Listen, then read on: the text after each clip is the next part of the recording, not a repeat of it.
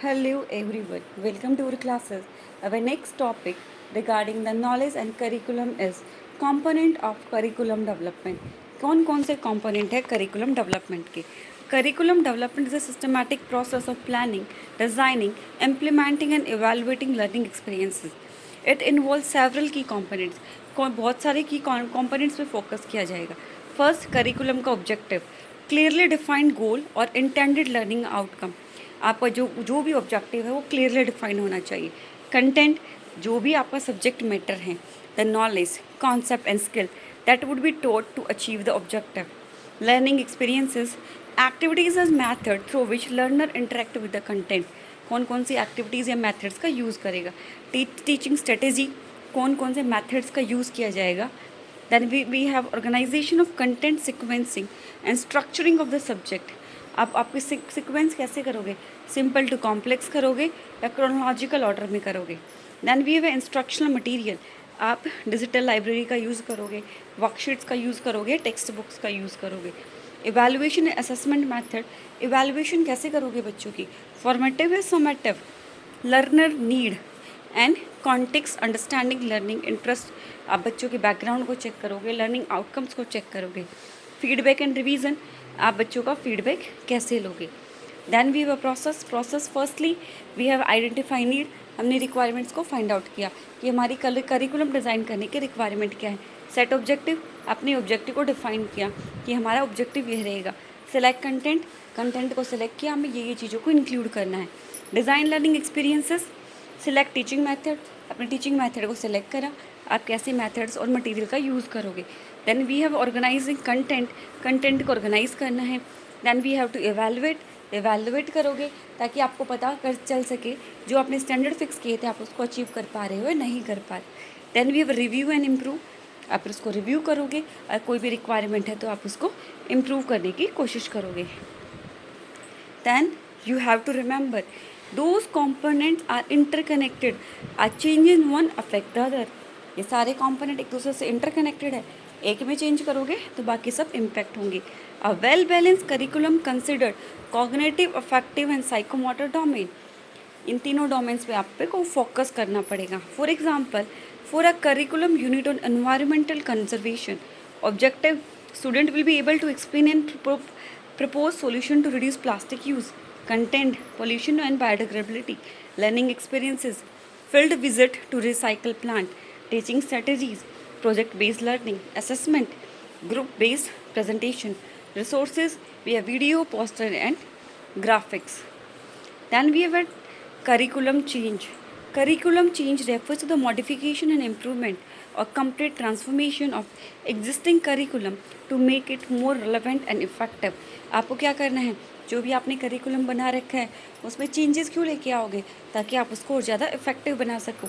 Curriculum change is a process of revising the goal, अपने goals को revise करोगे, methods को रिवाइज करोगे और evaluation procedure of an educational programme to improve the learning outcome. Learning outcome को improve करने के लिए आप इन सारी एक्टिविटीज़ को कंडक्ट करोगे. आप पूछते हैं कि करिकुलम चेंज क्यों होता है. First, social change, society values में कुछ चेंज आ गया to reflect changes values culture and societal needs. Technological advancement, technology में कोई एडवांसमेंट आ गई, नॉलेज को एक्सपैंड करने के लिए कोई नई डिस्कवरीज आ चुकी हैं.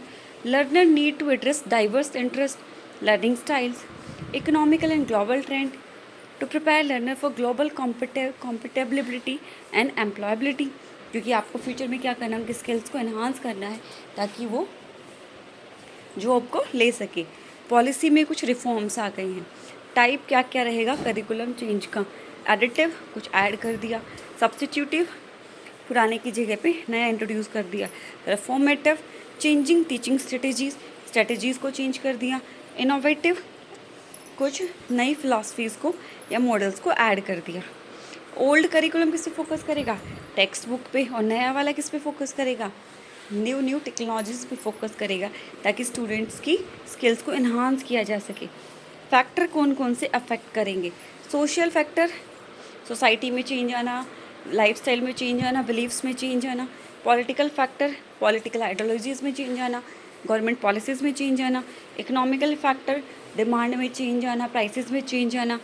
Net factor income from abroad क्या है आपकी, बैलेंस ऑफ पेमेंट क्या है, बैलेंस ऑफ ट्रेड क्या है, टेक्नोलॉजिकल एडवांसमेंट, नई टेक्नोलॉजीज़ का आ जाना, फिलासफिकल फैक्टर, फिलासफी में चेंज होना, किसी चीज़ की फिलासफिकल फैक्टर से आप इन्फ्लुएंस हो गए, साइकोलॉजिकल फैक्टर जो डिफरेंट लर्नर हैं उन सबकी साइकोलॉजी की पे डिपेंड करना, cultural factor, language, traditional and local custom क्या है, एजुकेशनल रिसर्च, नई नई theories, finding and best practices का यूज़ करना, ग्लोबलाइजेशन ट्रेंड, क्या नई चीज़ें आई हैं, लाइक न्यू एजुकेशन पॉलिसी आया है या कोई और नया चीज़ आई है जो आपको ऑल मतलब कि ग्लोबली इम्पैक्ट करने वाली है, stakeholder inputs, teachers, students, parent, industry feedback, इन सब पे भी आपका करिकुलम फोकस करते हैं. For example, after the COVID-19 pandemic many curriculum were revise to include online learning tool.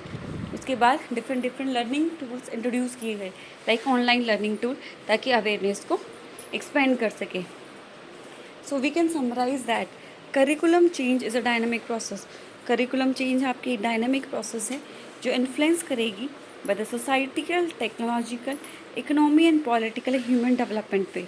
A responsive curriculum must continuously adapt to these changes factor to remain effective and meaningful.